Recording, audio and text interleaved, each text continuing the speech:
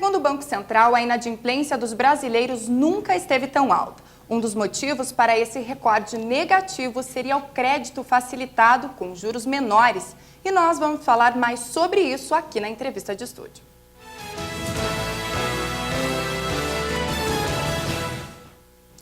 Quem está aqui conosco é o economista Luciano D'Agostini. Luciano, muito obrigado pela presença. Boa tarde. Obrigado. Boa tarde, Eduardo. Boa tarde, Thaís. Boa tarde, Mercosul. Queria começar te perguntando por que a inadimplência, então, está batendo recorde aqui no Brasil? Sim, a inadimplência está batendo recordes no Brasil e provavelmente ainda continuará o seu movimento altista nos próximos meses, porque o Brasil, nos últimos 8 anos, e principalmente após 2008, passou por um boom de crédito com uma taxa de juros relativamente menor do que em períodos anteriores. Vale lembrar que a taxa de juros tem diminuído ao longo desses anos, mas ainda ela está muito alta. Recentemente a gente teve várias reduções também, né? Isso, a gente teve várias reduções e provavelmente o Banco Central, nos próximos períodos, continuará o movimento de queda. O segundo motivo que leva a crer a alta na inadimplência é o forte endividamento das famílias sobre a sua renda real oferida durante o ano.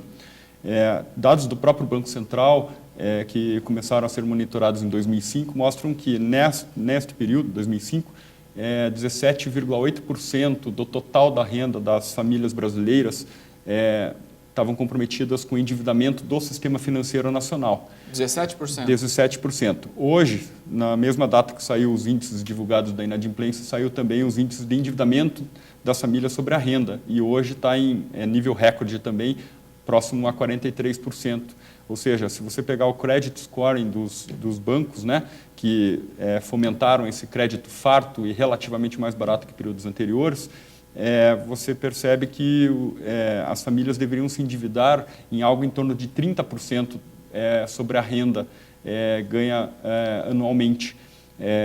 E hoje você vê as famílias brasileiras com 43% de endividamento. Então, esse estrangulamento do salário, porque tem que pagar as dívidas contraídas anteriormente e a alta taxa de juros, fizeram agora com que a inadimplência subisse. Então, os próprios bancos têm conhecimento de que as pessoas certamente não conseguiriam quitar essa dívida? Certamente os bancos, eles têm esse procedimento. É que, na verdade, a economia mundial passou por uma crise muito grave, está passando ainda, né? Então, a crise começou com a bolha imobiliária americana e, após 2008, com a queda do Lehman Brothers, você tem uma massa de dinheiro que foi injetado na economia americana e na economia europeia, que foi, em parte, transmitida para os países emergentes. Ou seja, a taxa de câmbio caiu muito nos últimos anos, né? A gente chegou a níveis aí a 1,55 no ano passado, e isso fez com que os bancos brasileiros tomassem crédito fora do país, que é uma operação que a gente chama de carry trade, ou seja, emprestar dinheiro barato, por exemplo, nas economias desenvolvidas e reemprestar esse mesmo dinheiro a uma taxa de juros bem mais alta nos países emergentes, incluindo o Brasil.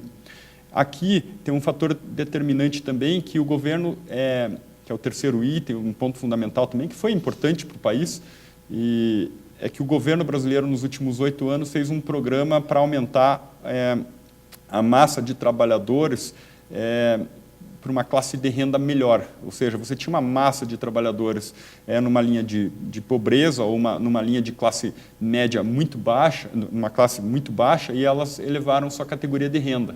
E elevando sua categoria de renda, em vez de a população poupar parte das suas rendas, elas foram ao consumo, ou seja, elas entraram num padrão de consumo que o Brasil não tinha antes. E daí a gente tem esses índices agora de inadimplência. Eu queria te perguntar qual que é a consequência, curto, médio e longo prazo dessa, desses mal pagadores, né, vamos dizer assim. Isso, a consequência macroeconômica para o país, vale lembrar que a gente está num período de crise mundial. O país vai continuar sofrendo uma desaceleração econômica nos próximos períodos. A gente vai ter o PIB desse ano crescendo abaixo de 2%. Ano que vem você tem a Espanha, Portugal, Grécia, os países periféricos da zona do euro sofrendo ainda com os problemas da dívida. Isso vai refletir no país. Os investimentos saem um pouco do país. O dinheiro que veio fortemente para o país a partir de 2007, 2008, ele começa a sair um pouco do país por causa que os bancos precisam pagar as suas posições na Europa, por exemplo. Então, aqui, a população, o empresário brasileiro, o industrial, eles vão sofrer com alguma coisa. Qual é o ponto fundamental? É a manutenção do emprego. Então, veja que as famílias brasileiras estão endividadas e a economia brasileira está num pleno emprego. 5,8% de desemprego, segundo o IBGE, com endividamento de 43%. Ou seja, então não é a falta de emprego que gerou esse problema. O fundamento principal foi microeconômico, ou seja, as famílias elas não foram educadas para poupar no momento em que tinham um pouco mais de recursos. É diferente poupar e comprar. Uma pessoa que compra um imóvel há 35 anos, por exemplo, que nem no programa Minha Casa Minha Vida, né, você está injetando um recurso e esse dinheiro, na verdade, é para você morar. Certo? Então, quando como se fosse uma dívida boa. Isso seria uma dívida boa. Só que, ao mesmo tempo, aí tem o automóvel. O automóvel, você tem uma taxa de juros maior no automóvel. O automóvel ele se deprecia muito rápido, em pouco tempo você praticamente tem dois automóveis pagos. Inclusive, até a inadimplência aqui, tem informações do próprio Banco Central também, para compra de carro já sobe pelo 17º mês seguido. Isso. Então, é aquela coisa, eu acho que quem não tinha um carro, nunca teve uma casa, isso. Com o crédito facilitado, conseguiu comprar. Isso. O grande problema, Thaís e Eduardo, ouvintes, é que o crédito ele foi facilitado, mas o crédito é muito caro.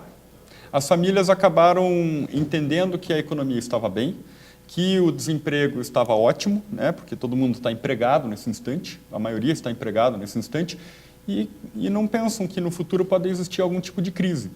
Só para vocês terem uma ideia, nos modelos de vetores autorregressivos que eu rodo via política monetária, um desemprego que hoje está em 5,8%, se com a crise que vier realmente vai vir, segundo dados do BIS, for para 7% de desemprego, 7,5%, que não é muito, historicamente para o Brasil, 7,5% de desemprego não é muito.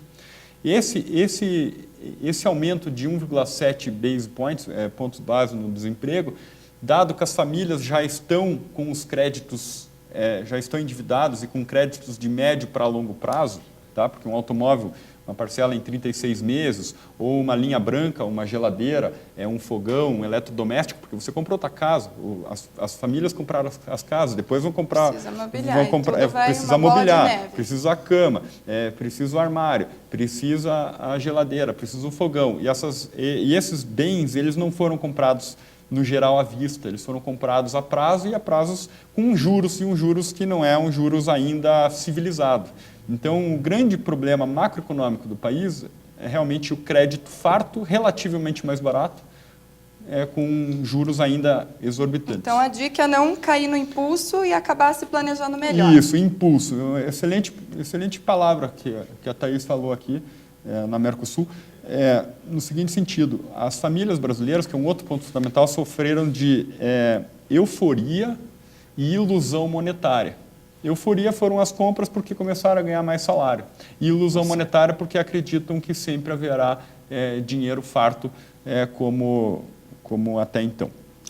Tá certo, nosso tempo é curto. Queria agradecer a entrevista. Claro. Muito obrigado. Eu agradeço a presteza e espero que tenha sido de bom agrado para todos, independente, porque eu sei que é um tema polêmico, as pessoas às vezes não gostam de comentar sobre isso, mas até gostaria de dar uma dica aí para a população que está ouvindo aqui a TV Mercosul, que nesse instante tentem poupar o máximo que podem, tentem se desfazer ou pagar as dívidas do máximo que podem, e os empresários tentem continuar empregando e até, de repente, diminuir a taxa de lucro para manter essa população empregada, porque o Brasil, se não fizer isso, a crise poderá bater nas nossas portas de uma maneira muito mais incisiva do que já tem acontecido.